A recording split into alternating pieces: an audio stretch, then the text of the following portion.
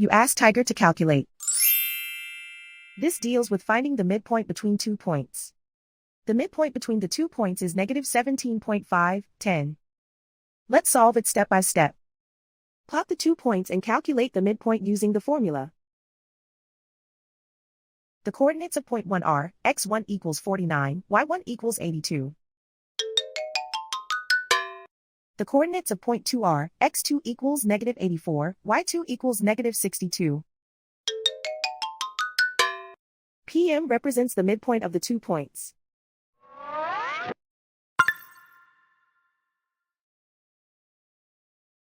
Use the x values in the midpoint formula to find the midpoints x. x1 equals 49.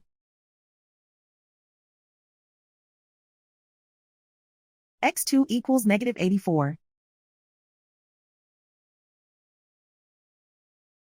Simplify the arithmetic.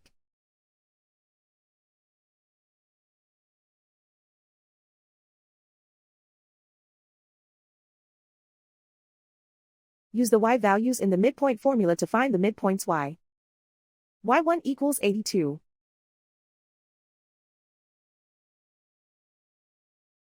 y2 equals negative 62. Simplify the arithmetic.